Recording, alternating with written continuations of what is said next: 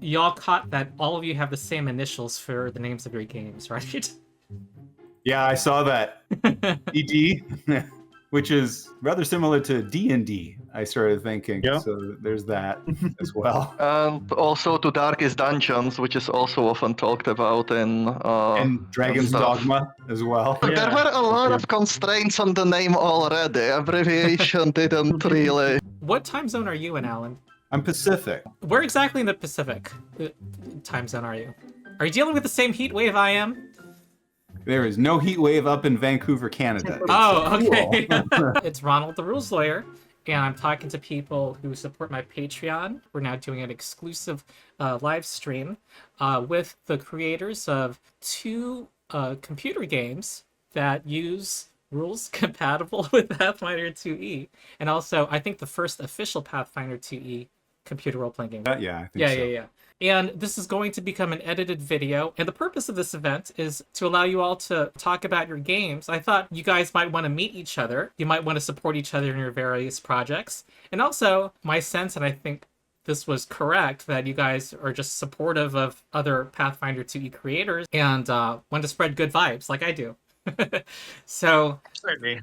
My name is Petra. I developed Dawnsbury Days, the turn-based tactics RPG game. I started with tabletop-style RPGs with Neverwinter Nights, and 2 years ago, or a year and a half, I made Quest for the Golden Candelabra, where it would just be one encounter after another, and PF2E seemed very suitable to that, and it was the system we were playing in my home group at the time. are you the game master? In your home Yes. group? Ah, Yes. okay. Alan Miranda? I'm the CEO of Ossian Studios and the project director on the Dragons. I formerly worked at BioWare on the Baldur's Gate and Neverwinter Nights series as a producer. Started Ossian Studios afterwards to focus on making RPGs, which is one of my loves in life since playing tabletop D&D in the late 80s. We went from making modules for Neverwinter Nights, DLC, Neverwinter Nights 2, working on The Witcher as well, and our own RPG for mobile called The Shadow Sun.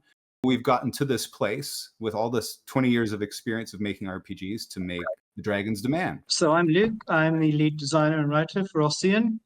I started my game development journey back in 2003 with Neverwinter Nights. Been with Ossian since. I'm also a fantasy author, so I've written a fantasy trilogy that's been published in 9 languages. So it's called The Grimm Company in English. I couldn't tell you what it's called in Czech or Italian.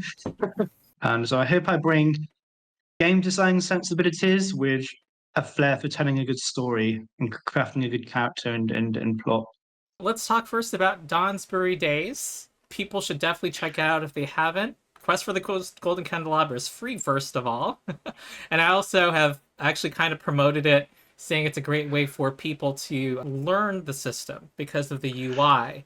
And, yes, and you doubled the user count of Quest for the Golden Candelabra with your promotion, so thank you very much. Oh, cool. Yes. Oh, you're welcome. It's just very transparent. I really enjoyed how you can hover over things and get information on what determined that role. And also, you're a one person.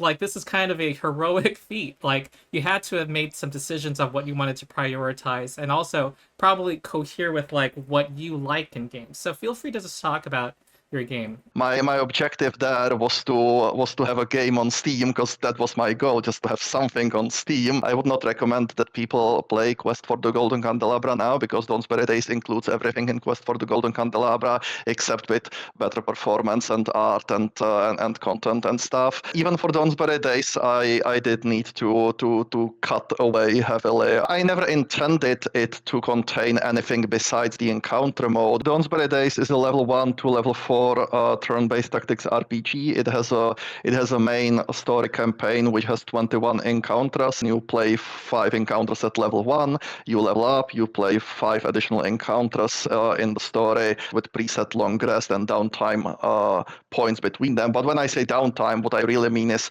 buy and sell stuff from the shop and maybe retrain. I don't mean interact with people. But there are at this point 14 classes. I think that's what came to mind. I mean, I played Dawnsbury Days and it's wonderful. It's fantastic. Dawnsbury Days was some of the best hours of gaming I've had in last year. Oh, so thank you.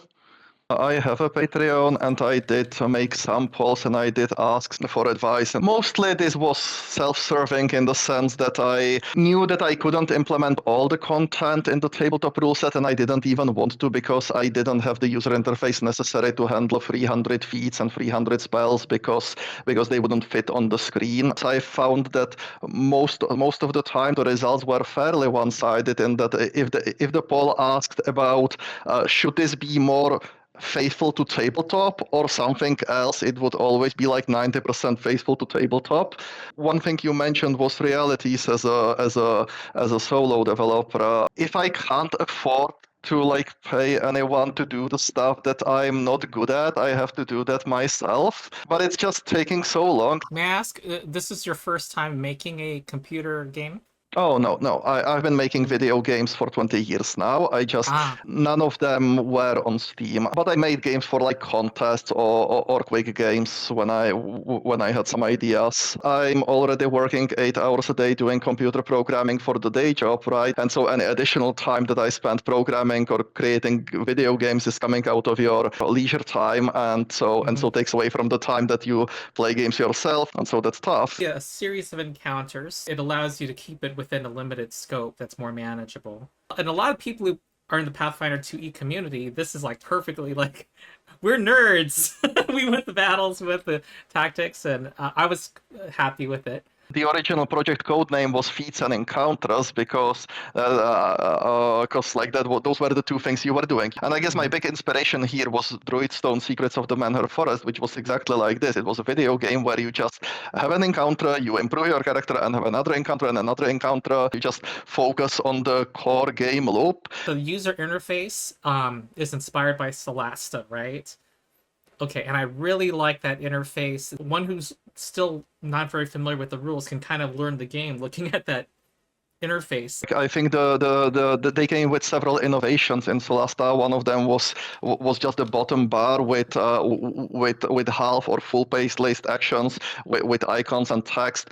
Previously, with Owlcat games or with Neverwinter Nights and such, the way you would do user interface is that you would have windows and you would drag and drop stuff into a favorites hotbar or multiple favorites hotbar. And Solasta didn't allow you to do this. Instead, Solasta didn't give you a favorites bar. Instead, it just created the system of actions that are available to you at this precise moment, and you pick from them using the bottom bar menu. It also worked out for Dawnsbury Days, I think. It does start to run into some issues when you get too many choices, because then maybe you do want favorites, like maybe you demoralize a lot, but you never feint, trip, or grapple, and now why do all of these occupy the same space on your screen? So maybe we will reach some complexity there. But then again, both Dawnsbury Days and the Dragon's Demand only go up to level 8, so maybe none of us will reach that point. As the Dragon's Demand developers, are you familiar with Solasta? Have you Played it for probably 15 hours and thought it was mechanically a fantastic game. Yeah, the combat design, UI design was really good.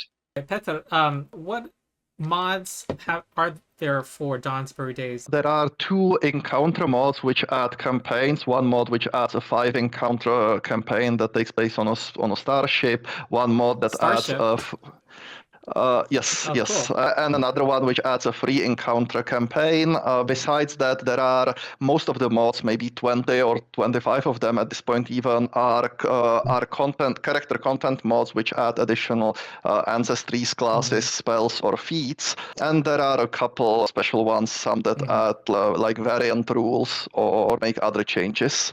Is it relatively easy for a non-programmer to make an encounter or at the moment, or no?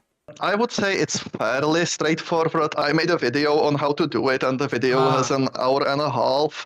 And then what are the future plans for Dawnsbury Days? So currently it's level 1 to level 4. I would like to extend it up to level 8 by adding the 4 additional character levels, and alongside that add the 20 additional encounters of a second campaign that will follow up on the original campaign of Dawnsbury Days. So that would be my main plan. You don't have a time frame at the moment. I have learned not to give deadlines. People are going to get it when it comes out. Yeah. All right. Well, thank you, and feel free to interrupt as I talk to our other guests. So welcome, Alan and Luke, creators of Dragon's Demand. Thank you. That is now on Kickstarter. It was started on September 24th. I'm recording this on October 2nd, and it's going to run through the morning of October 24th, at least the morning Pacific time. And I think a lot of people speed read, including me. I thought it was in US dollars, but it's actually in Canadian dollars. Oh, really? Yeah. So if you're reading at US dollars, it's actually less expensive. I actually want to start with Ossian Studios' track record. How about that?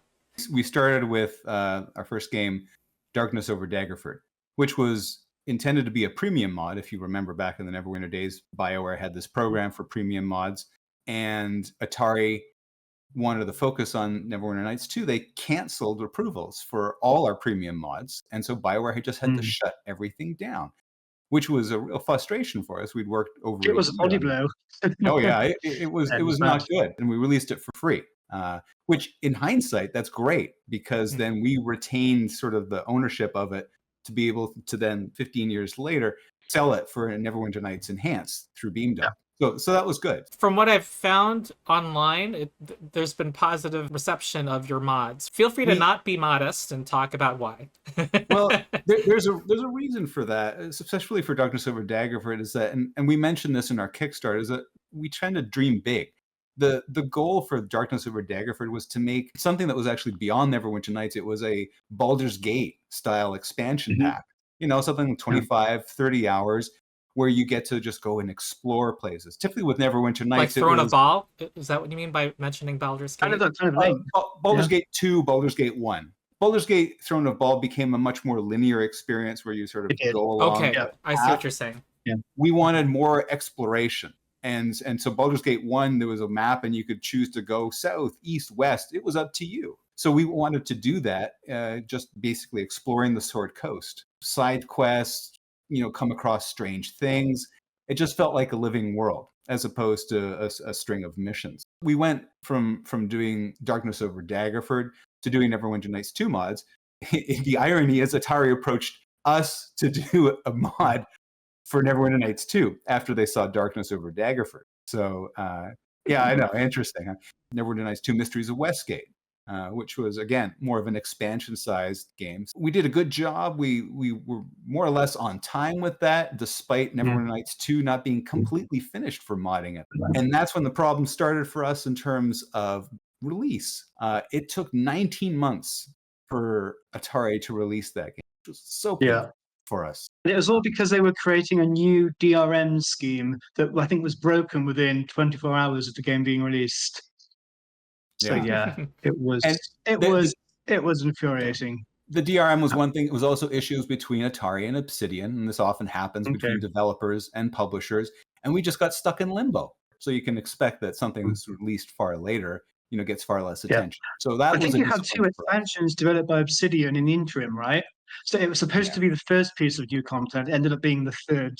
I guess players' perceptions would have adjusted somewhat. So I'm sorry, I may have misunderstood. So these are actual official expansions, not... You could say our Mysteries of Westgate was a mod. It was branded as an adventure pack. Was a terminology they used. Okay. It was an adventure pack. And then I think you had a mobile RPG.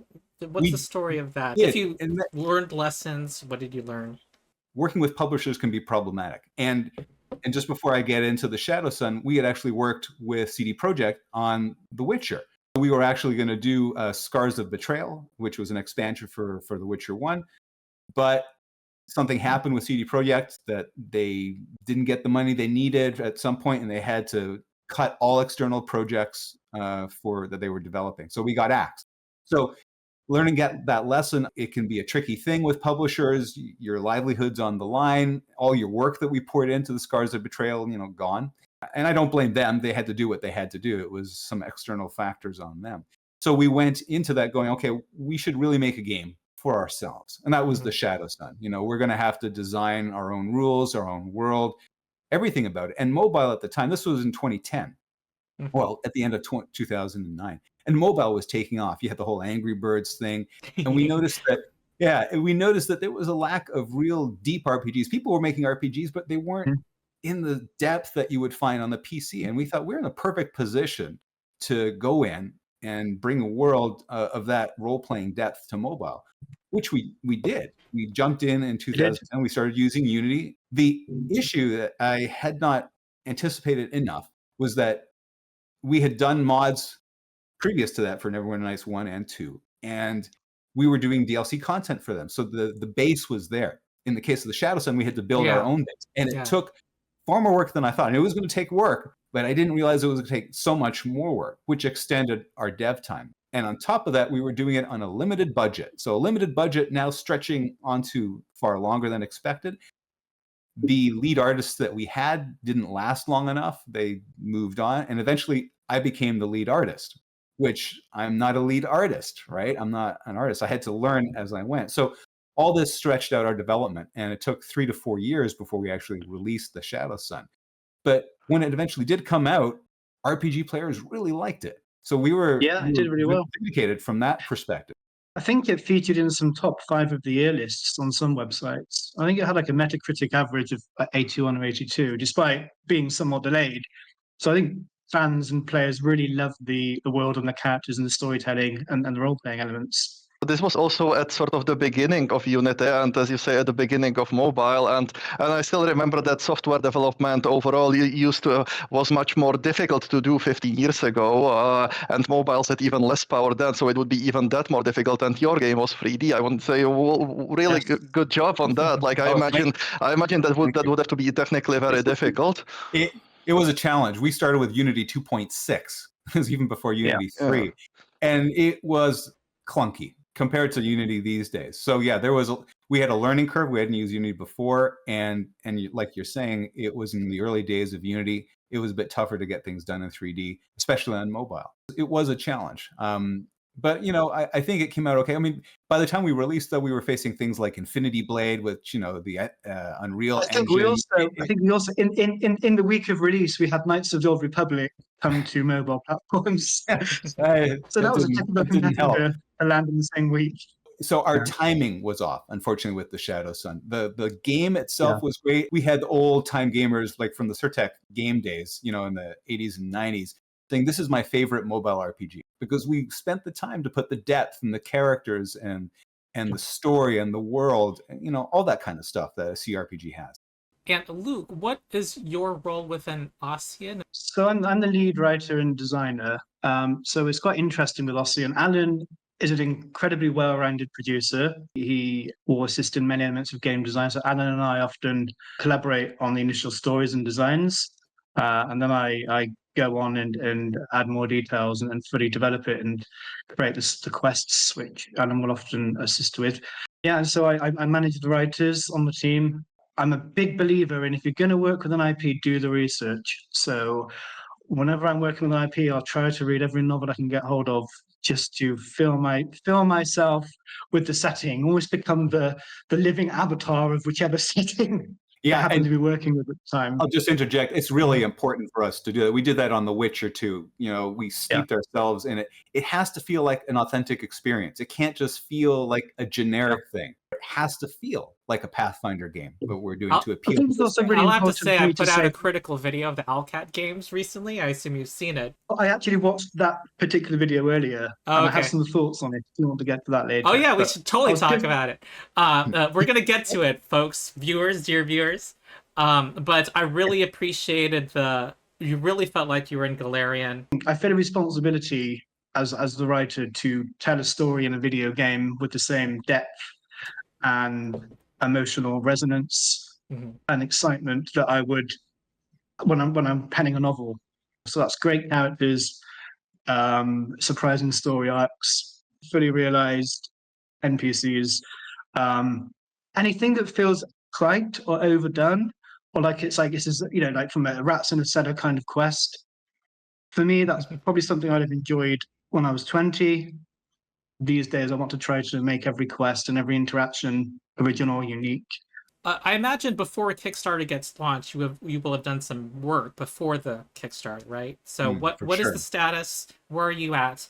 The project has moved along multiple fronts. We had made the Shadow Sun in Unity starting in 2010, so we were pretty experienced with Unity, especially our lead programmer. we had to get the groundwork back in order from the Shadows. And we have a lot of systems there, journal, dialogue editors, and so on that can be updated, repurposed for Dragon's Demand. So there's the Unity side, there is the rules side. So almost 2 years ago, we started talking with Paizo about getting the rules. And luckily, Archives of Nethys takes those rules and converts them into their online database. So since we're both Paizo partners, we got that from them. So thankfully, which was a great help. Even getting it in database format, it takes a lot of work to convert it into the format we need to implement in the game. Make sure that you have all the classes, the ancestries, how they level up, and so on. It's a lot of work. So that's been progressing. We have 2 programmers working on that. We have the art side. It was really important to get the right art style. Now, that's a big thing with the Dragon's Demand, is that it's your classic kind of RPG with depths of story and role-playing, companions, exploration, all that stuff. But it's done with miniatures. And so it's a different style. It had to feel some kind of cross between an actual tabletop and a video game. And I think we finally managed to nail the style that we wanted, that gets that tabletop feel, but still with a video game vibe. It took a lot to the viz dev of coming up with that look and all the shaders and the kind of lighting we use. So there was a lot of work there, as well as the actual style of the art, like the sculpting of characters, the making of props. We actually got into an agreement with a group called Gracewind Dale, who make tabletop props to be able to use all their tables, chairs, lanterns, all these things that they had put for print in our game. There's a lot of R&D, both on the programming side with the Pathfinder rules, with Unity, as well as with art.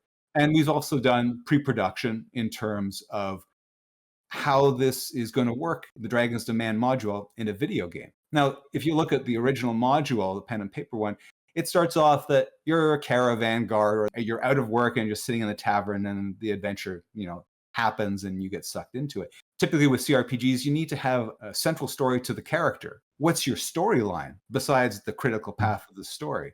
And so these are things that we've actually worked on and that we've cleared with Paizo to do. And we mentioned it in our Kickstarter that your own personal journey involves the Dark Tapestry, which is one of the central focuses of the Dragon's Demand. So I'm someone who ran parts of Dragon's Demand with a group of middle schoolers. I ran them through the first dungeon and then went straight to the encounter. The whole selling point of that module is fight a dragon, right? Yeah, of course. At the very end. Yeah. And for someone who is familiar with the module, how will this compare to that? Because the way Paizo does its adventure writing, it's kind of there's not much open worldiness. It's basically, events cause you to need to go to this dungeon, and then events cause you to need to go to that dungeon. That's kind of how this particular one is structured. Paizo has other modules that are a little more open-ended. How does this compare to that? And I know when I read the copy on the Kickstarter and the emphasis on the Dark Tapestry, that's basically very background information-y in the module. It doesn't figure very prominently in it. So speak on that. Yeah, it's not prominent because it's the hidden core of the whole game. It's something you eventually get to, right? But we're going to build on that. It is sort of a skeleton in terms of what's offered in the Dragon's Demand module, like the original pen and paper one.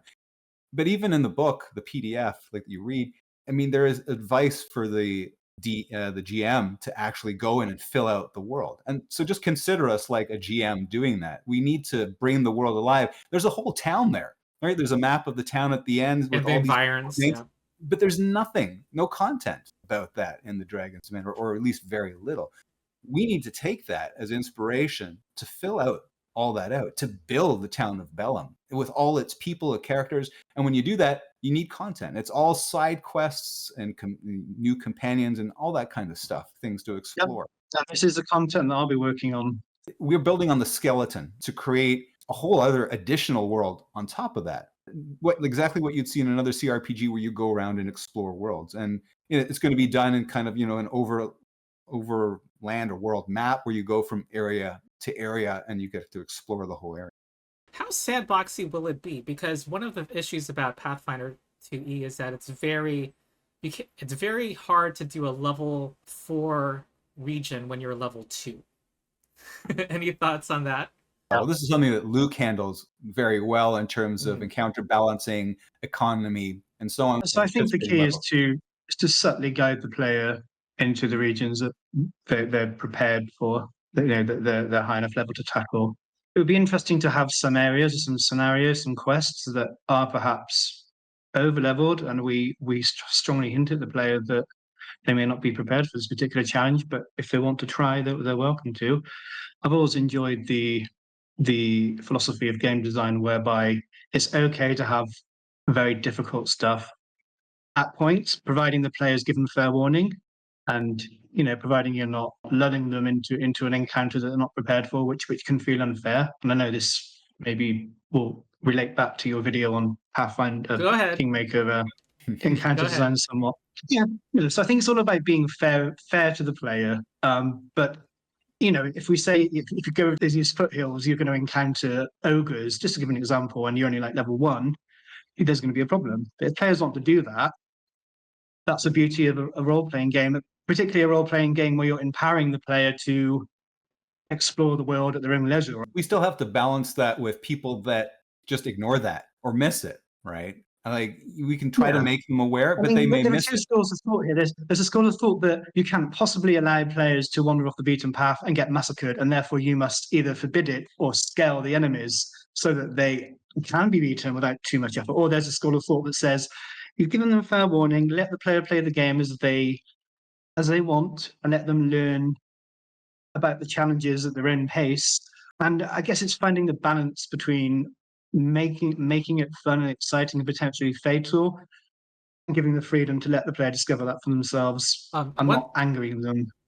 One advantage that a game based on Pathfinder 2e has is that it's relatively balanced, whereas the Alcat developers had to account for a wide variety of power levels.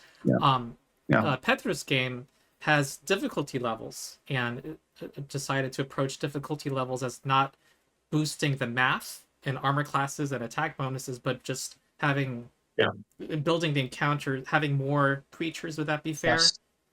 I think I'm from the same school of thought of you as you, rather, in that I don't like to artificially boost or modify enemy stats, because then it feels like you're getting away from the official rules. You're creating sort of like Pathfinder adjacent. Do you intend to have difficulty levels, and how would you implement them? In the game settings, we plan to have difficulty level. What you see in other CRPGs. In fact, one of our stretch goals is advanced AI for hardcore, hardcore level where the enemy really is tactically. Oh, that's another way I like difficulty to increase, when they get smarter. Yeah. But just to circle back to what I think Ronald was saying, my own personal preference, if we have difficulty levels, would be to adjust the encounters dynamically rather than artificially adjusting creature stats. So maybe there's extra opponents. It's something we have to evaluate during playtesting. Playtesting, will that be with the open beta that's in 2026? It's not an open beta, it's a closed beta. So it's closed to backers, backers only. It's a closed beta. But when I was talking about playtesting, it's our own internal playtest. Even before we get people playtesting, we need to make sure we're happy with it. Beta. You don't have to be spoilery, but is the original climax of the written module the same as in the... it is. It is. However, just want to know to what extent you're expanding it. Just trying to get at that. If you know. Well, I already know. I know in a broad stroke what it's going to be. This was something that was asked when we did the Shadow Sun. We did the ending. You beat the big boss, and voila, the game's over. Credits roll. But there were fans that were asking, well, I just want to continue exploring the world. And this is something that we actually have to do in the Dragon's Demand anyhow, because the way that we want to do is that there's the critical path ending, which I won't spoil, but it's the same as the module. But you also have the player ending as well, resolving their own which story. I think ties into the Dark Tapestry stuff that we've previously mentioned. And I guess for players, it means that they get to experience a new narrative that will be surprising. So it becomes an open game. After that, you can still continue exploring the world and playing. And this is how we insert our DLC into it that we'd like to do. I want to talk about characters now.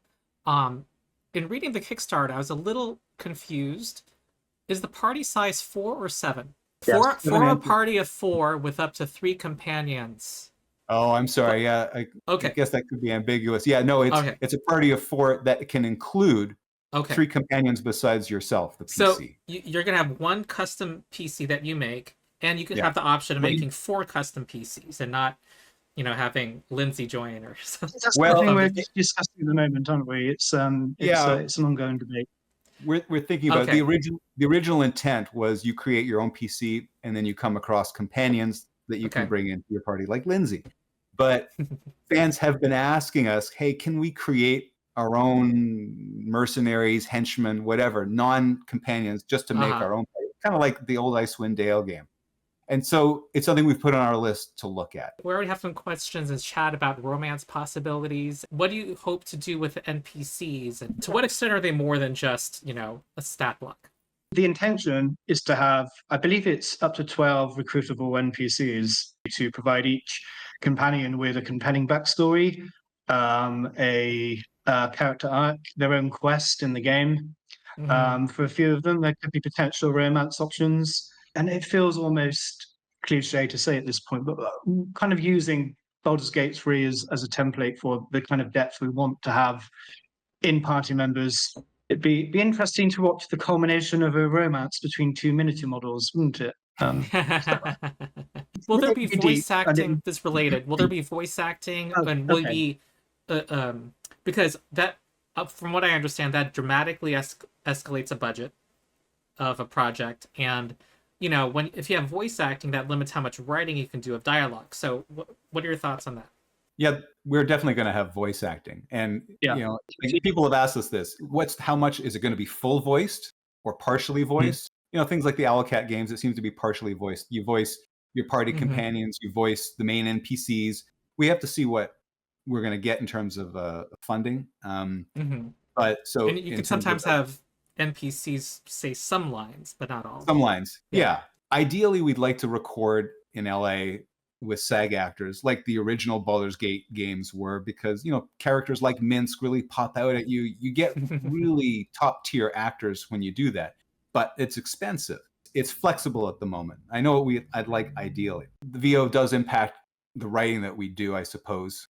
We've known about this in the past when we do VO for our games. Okay. Do you want to say some about your choice to have miniatures? I know when Pathfinder Kingmaker kickstarted, there was animations, and at this stage, you're not having that. I just want to know what your thinking is. It's a crowded field when it comes to RPGs, and we needed to carve out a niche that hasn't been done. I mean, it's a typical thing where you need to, publishers ask you, make a great game like this, but make it different, right? What's the selling point going to be? And so we felt that using miniatures was a unique way to tell a story. The roots of RPG are tabletop, where I remember miniatures on the table in the 80s. So this appeals to a big segment of the tabletop. Sorry to interrupt, but may I ask, I saw some of the previews where you showed dice rolling onto the environment next to the characters. So it's like we're looking at a tabletop. It's an enhanced tabletop. You basically see people making all these dioramas for tabletop. They're beautiful. Now, if you can actually fully realize those in a game where there's, all kinds of fire or spells or levitating, flying characters or swimming, it comes alive when you sort of take it to a video game. It costs a lot to do all these animations for characters. Yes. I mean, we rig our miniatures because the miniatures aren't always static in one pose. If a miniature climbs a rope, they have to have a climbing rope pose. So we do have poses, and which means we do have to rig them. But what we don't have to do is do all these animations, which frees us up to implement the rules to a bigger extent. Because we don't have to animate people doing all these things actions that you see in the rules. We can just say they're doing them, or they take a pose, right? So there's a big savings on that. We can't compete with a huge studio like Larian with 600 people and doing all kinds of animation. But we want to translate that to a game with miniatures where you do have that depth, and you do have we do want to compete on other stuff like the reactivity, NPC depth, quality of the writing, quality of the combat encounters. Animations are super expensive. is my Yeah. understanding. super expensive. And that's the yes. thing. Yeah. If we attempt to do animations, being a small studio, we'd have limited success compared to Larian. Everyone's going to compare us to BG3. Yes, and it Well, would your end up being animations are like a okay, second but or third rate in terms of visual quality. yeah. And- And If so you with, tried with to hate miniatures, we don't have to deal BG3. with that. And I'll just say, Yeah. I'll just say on the record, I mean, Pathfinder Kingmaker, they underpredicted their costs. Like, they actually had Yeah. to release in a buggy state that kind of got Steam review bombed a bit because they had to fund the rest of their development because Yeah. they were quite ambitious and just in a number of ways. So anyway, I see what you're saying. Like, and also, I don't know, like, for the fighter in the remastered book alone, there's like 100 feats. I feel like each of them would need rendering, like, ugh. And Yeah. to limit your designs and player options based on what you can animate, just I think I speak for most Pathfinder 2e players and just wanting the gameplay, you know. Yeah. Yes. And now, what about the grid? That's part of that too, right? Like, That is, I would say that's the revolutionary part of this game, because everyone Yes.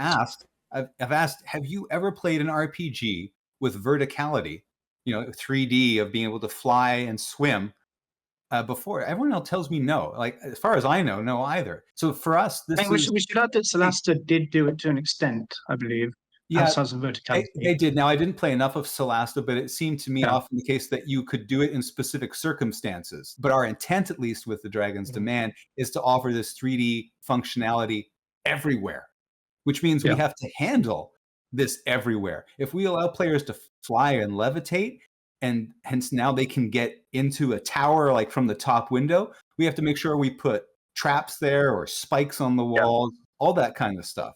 And I have to add here that the possibilities for encounter design from having flying enemies, etc., are incredibly exciting. I can't wait to sit down and plan out exactly how these things are going to work. So some of the locations in the Dragon's Demand really lend themselves to verticality as well, like the monastery. You could have incredibly complicated fights going on. But and it's fireballs would be 3-dimensional. Of course they will. So Vertically, it's below. it's not just a radius of effect. It's a So can you globe aim a of effect. fireball 20 feet in the air so it only hits 4 people on the ground? Yep. Okay. Yep. All right. 4 squares on the ground, I mean. So it's a whole new dimension in combat. I want to see reactivity that you get knocked off a ledge, right? But then you manage to grab hold and you can see your character holding onto the ledge for dear life. I want to see all that kind of stuff. I look forward to it showcasing the Pathfinder rule set where flying is a strategic choice. It's not automatically better either because you have to spend an action every turn to stay in the air. And so it would be interesting to see this implementation. How do you think the Kickstarter is faring? It's doing pretty good. We had a great start. There was no doubt about that. Yeah, we had a really strong start. I feel like we've hit what I think it's commonly known as the dead zone. It's like from day 5 to around day 25, things slow right down. It's always the first start few was days fantastic. and the last few days. Yes. You can judge by the Yeah. reaction from people on the Kickstarter, the comments. A lot of people are excited about this. And I'm sure thousands or tens of thousands of more people would be excited about this if they knew about it. So the whole point that we have to do now is get the word out, getting together with Q&As or interviews like this to make sure that CRPG gamers and tabletop players hear about the Dragon's Demand. I think the really important thing actually is to reach out to the more general CRPG audience to make them aware that the Dragon's Demand isn't just a virtual tabletop game. It's a fully fledged RPG with the same kind of depth as the very best RPGs they've played in the last few years. Plus, it has an awesome miniature-based style that will appeal to tabletop fans. So it has a foot in both worlds.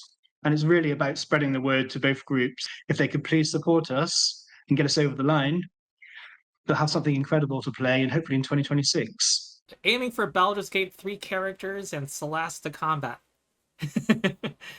I mean, that's the vision, right? Absolutely. The quality of the writing and the world reactivity of Baldur's Gate 3 was Solasta level strategic, or potentially better than Solasta level combat. Yeah, and you have to remember as well, like people who look at our Kickstarter and evaluate us, is that, yeah, we dream big, but this is not just pie in the sky of people who've never developed a game. We've been doing this for almost, well, some of us, like Luke, came a bit after, but 20 Yeah. years. Like, we have a lot of experience. It's like, well, are you sure you can write deep companions with romance? Yes, we've done it in many games. Yeah. We're taking all the experience from our previous games with D&D and The Witcher and our own things to make this game. And so we have the experience to do this. We just need the budget. In the Kickstarter, it says, ultimately, we won't just be building a game. We'll be building a platform, one that we want to expand in the future with additional games as well as new features like multiplayer. And the best way to do that is to involve you, the community. You want to say some more on this? We're basically building a base in order to build another base. I mean, you saw this with Kingmaker and then Wrath of the Righteous. They're building on what they did to do bigger and more and so on. So that's the foundation that we want to do. In the next one, we would have multiplayer. And in the one after that, who knows? Maybe a tool set like Neverwinter Nights. I don't know. But the point is that we build on it. There's a lot of adventure paths out there for Pathfinder. We could have separate teams to do even more Pathfinder adventure.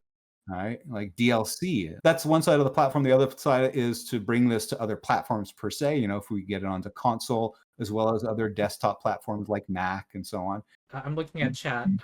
If we don't reach certain stretch goals, like certain ancestries, are there chances of getting them as DLCs? For adding things in like ancestries or classes, yeah. Typically, that's what's always done when you do DLCs or expansions. So I'm going to join the chorus who really want stretch goal 610,000 Canadian dollars to get multi-class archetypes. That we reach that. Why did you choose Dragon's Demand? There's many modules in the history of Pathfinder. We needed a module that was accessible. And there's adventure paths too. Yeah, exactly. But we needed something that wasn't huge. We didn't want to do an adventure path 100-hour game. We needed something that was like one of those modules, one of the 3 modules in an adventure. And so we needed just a single module, not too tiny though. And that's just with the Dragon's Man. I'm sorry, I forget the term. It's sort of a plus size module. I forget the exact term, but size. Super modules. Super module. Thank you. Yeah. It was the right size scope. I think just also having dragon in the title makes it has a universal appeal. Right? It's a good starting off point for new Pathfinder 2 second edition players. It ticks all of the boxes of what you'd want to introduce as the first official Pathfinder second edition game. Yeah, because nothing says fantasy more than dragon. So I got input as to what were some fan favorites for modules. So that was the last point in choosing it. And really, it funneled down to very few. But when it came to choosing the Dragon's Demand, like Luke said, it had dragon in the title. I think that's a great lead-in for your first game. All right, this question's come up, and I believe you've answered it, but it's important to many people. It looks like you've prioritized the classes in the 2 remaster books. Would that be right? Yeah. And the ancestries in Player Core 1. And there's no Leshy. Mm-hmm. What do you want to say about that? Yeah, the Leshy. So this comes from the system we use for swappable armors in the game. So we could have had a game with just your miniature, right? Is it because you can have a potato Leshy and a sunflower Leshy and there's all kinds of Leshies, right? And it's a problem with our swappable armor system. We wanted to be able for players to see that they got this fancy new armor. They put it on their miniature. Some people have said that you could just include the Leshy and players will understand that the armor doesn't show on their miniature. I think in reality, lots of people would complain about that, and it would be used as a negative against the game. So if you can do a feature mostly right, you're probably better off saving it for further down the line, right? It doesn't mean we're not going to have Leshies in the game. There'll be NPC Leshies and so on. You just won't be able to put armors on them. But right now, as far as we can see, the Leshies are problematic. So I'm really sorry to disappoint Leshy fans, because Leshies are so cute, I have to admit. Yeah, they're awesome. Yeah. I'll respond and rebut them. I mean, of course, it's crappy to not have something, but I think the developer having some forethought is an important thing. Absolutely. Yeah. In a sense of what is priority. So no forethought can be deadly. Like in terms of production time, it can kill you. Like if you're not finished your game, your budget runs out, what are you going to do? I don't want us to end up in that situation. And that's why I'd rather we focus on things that we feel are attainable. And then we can look at the other stuff later. I'm looking at a part of your Kickstarter that highlights a lot of basic actions and skill actions in Pathfinder 2e. It says taking cover, sneaking, striding. To what extent do you hope to make these available actions? There's a lot of feint, disarm, readying an action. A ton of skill-based environmental interactions, like taking cover and sneaking, squeezing through really tight spots, forcing open doors and windows with the crowbar, or just clowning around. My lead programmer is currently, I think there's something like 600 feats, I think he mentioned on the Discord Well, channel. we're going to have So- 16 classes up through level 8. 20 feats per class sounds like lowballing, honestly. Yeah, 300, yeah. So Yeah, I mean, the answer is Many of them have Yeah, actions attached to them. yeah, we want to do as much as possible. We're not going to say, oh, we're only going to do a small amount. We want to do, like I said, we want to faithfully reproduce what you may play in a tabletop session. We're making a framework for these actions. So we should be able to integrate them as long as we anticipate how they're going to react in the game.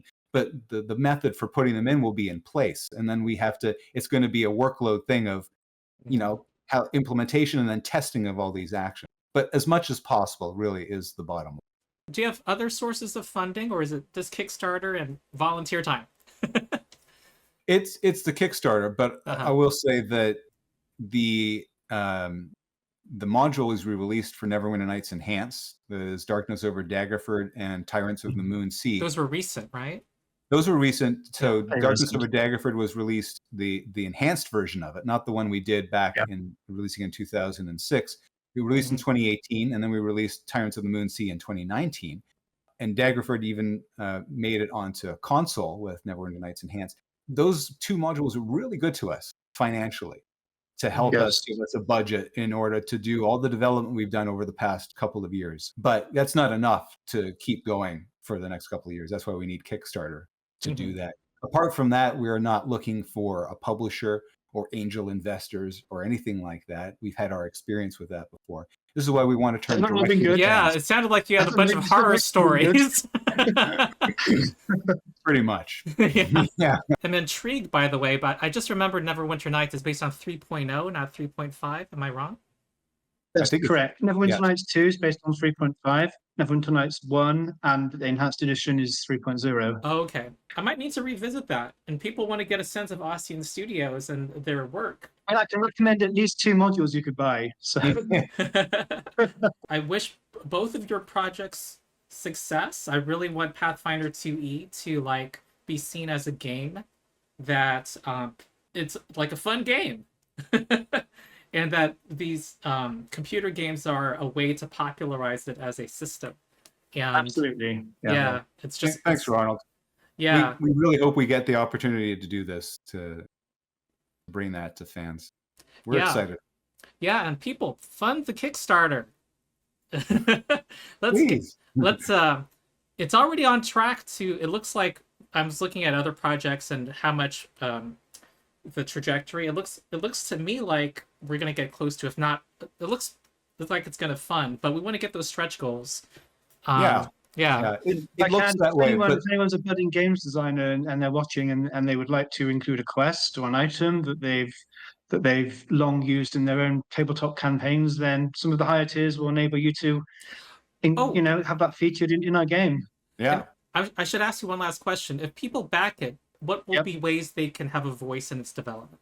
For now, and even after the campaign, they can still post comments on Kickstarter. We're going to be having a Discord channel where people, public, but especially backers, can come and interact with us. We'll keep them updated on Kickstarter too, but it's a more personable place on Discord where they can actually chat directly with us. Yep. I'm always eager for a good chat about games. Okay, thank you so much for your time, Luke, Alan, and Petter. Thank you. And looks like we're done. So Thank you y'all very have a much, great Rossi, day, everyone. and good luck on your future, on your current projects. Thank you very much, Ronald. Thank you. Okay, take Thank care. Thank you. Good luck.